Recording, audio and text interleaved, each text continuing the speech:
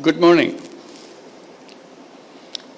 Distinguished representatives of the governments, UN agencies, and international organizations, excellencies,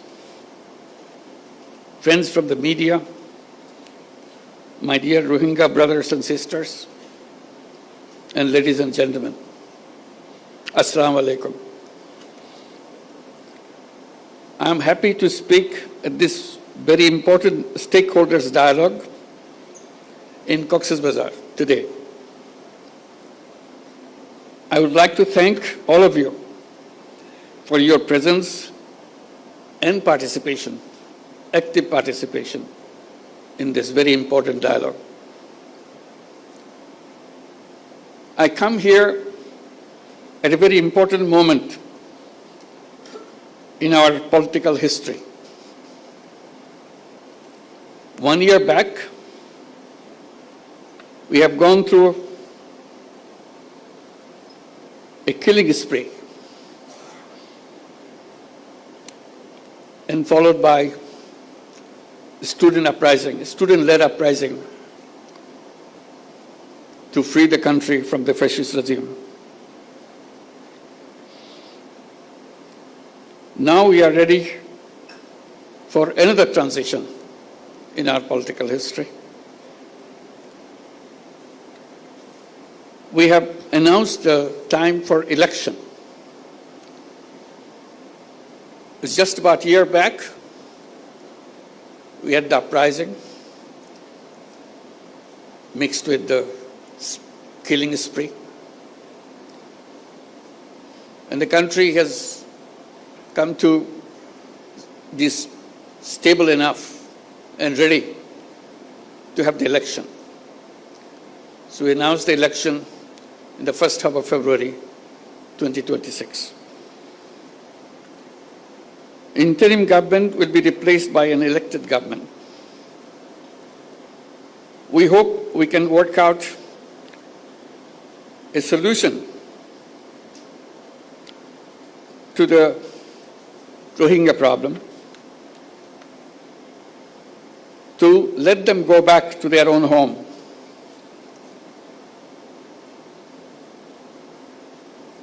As a part of this transition process that we are going through, it will be complete when we see we have also achieved this goal, to have all our Rohingya guests to return to their own home in their own environment.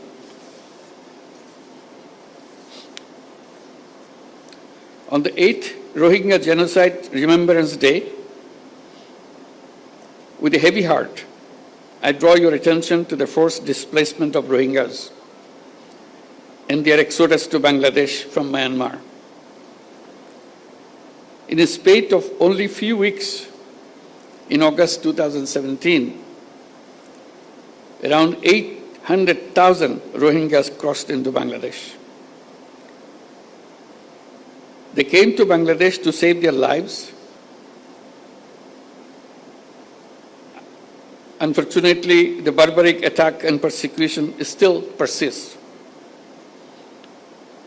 Hence, we see fresh arrivals at our doorsteps every day.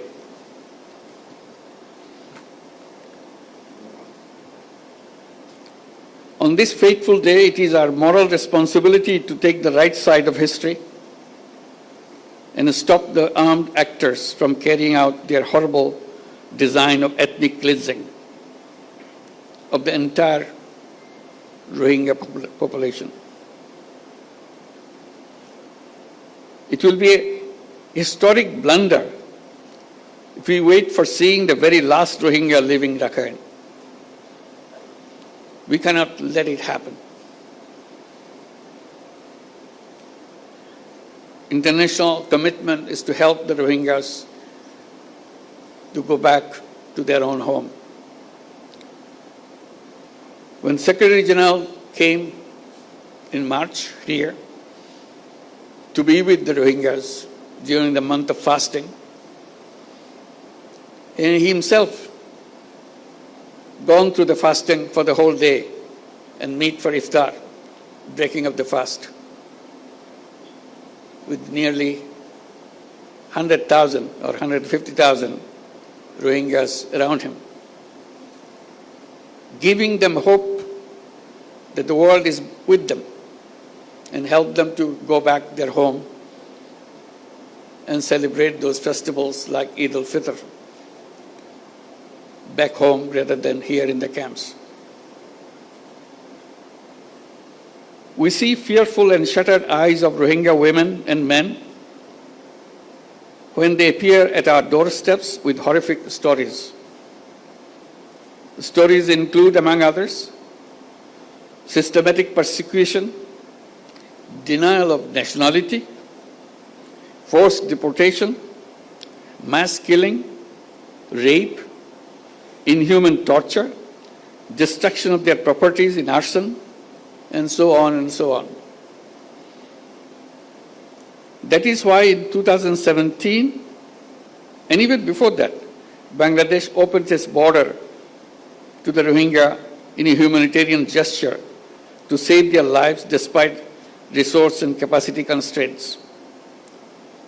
This manifests our empathy and compassion towards fellow human beings during their gravest humanitarian crisis. We don't afford anymore to stand silent at the protracted situation of the Rohingyas. Hence, we urge upon the international community to undertake collective efforts to stop the Myanmar junta and the Arakan army from unleashing violence against Rohingya. Effective role of the international community is much more needed than ever before.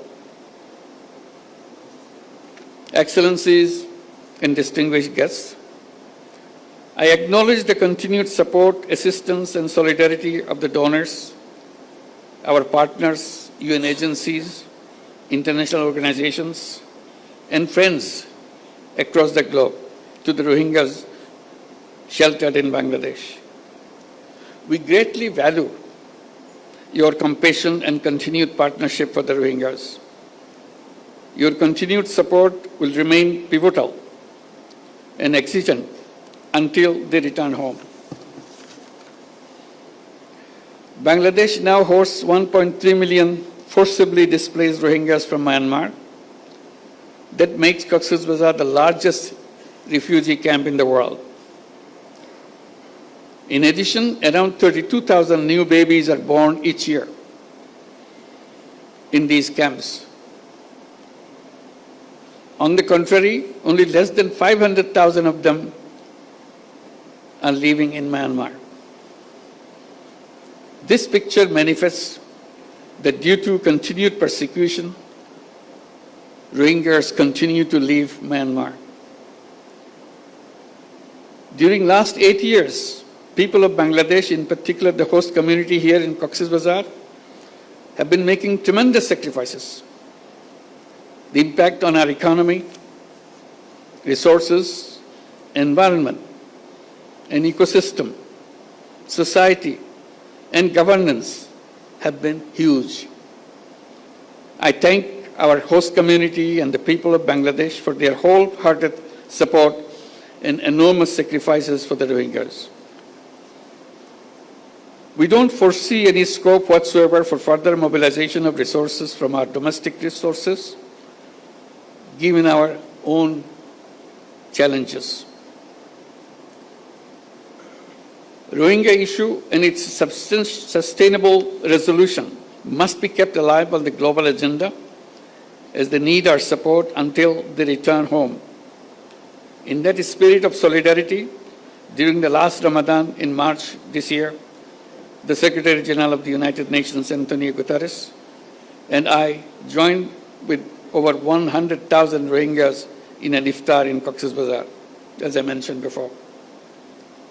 I take this occasion to thank the Secretary General on behalf of all the Bangladeshis and all the people in the camp and all the Rohingyas, wherever they are. That was a wonderful gesture he did and uplifted the morale of all the people in Bangladesh and the Rohingyas particularly around the world. You may recall that last year in the United Nations General Assembly, I made a 3-point proposition to address the Rohingya crisis. In recognition of my call, the high-level conference was envisaged for this year's General Assembly. I hope that this dialogue here in Cox's Bazar will contribute substantively to the conference in New York in shaping the roadmap for an expedited and permanent solution of the Rohingya crisis. My Rohingya brothers and sisters, Bangladesh supports and is working relentlessly for a sustainable solution to your crisis. This dialogue is aimed at amplifying your voice and rolling out a roadmap towards early, voluntary, and sustainable return to your homeland. Distinguished participants, it is not only the responsibility of Bangladesh, but also of the international community to share the burden of the Rohingya crisis, to reflect on the possible solutions, and to play an active role in implementing them. In going forward towards these objectives, I propose the following 7 points. First point, umbilical relationship of Rohingyas with their homeland cannot be severed. So their right to return to their own home and homeland has to be secured. Therefore, we urge all parties and partners to work hard for charting a practical roadmap for their speedy, safe, and dignified, voluntary, and sustainable return to their homes in Rakhine as soon as possible. We must not be held hostage to mere rhetoric. The time is for action right now. Second point, undiminished contribution of donors and humanitarian partners is essential to ensure continuity of life-saving programs. We make an appeal to the international donors to enhance their commitments in order to fill out the fund gaps in the Joint Response Plan of 25-26. At the same time, we urge upon the stakeholders to undertake consolidated efforts for adequate and sustainable funding for future as well. Third point, all acts of violence against Rohingya must cease immediately. We urge upon the Myanmar authorities as well as the Arakan army to ensure safety, security, and livelihood of the Rohingyas. They should make sure that no more Rohingyas enter into Bangladesh.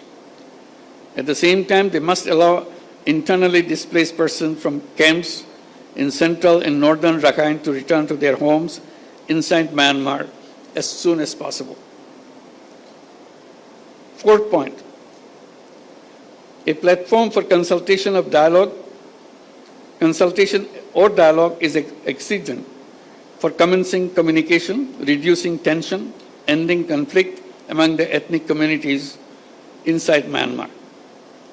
We urge upon Myanmar government and de facto authorities in Rakhine to constructively engage in dialogue with the Rohingyas to promote reconciliation among themselves, restore rights of the Rohingyas, and facilitate their speedy repatriation back to their homes. Fifth point, role of the international community, in particular ASEAN and countries in the neighborhood, is indispensable to create conducive environment in Rakhine. We all support all international efforts to this end, including ASEAN's 5-point consensus.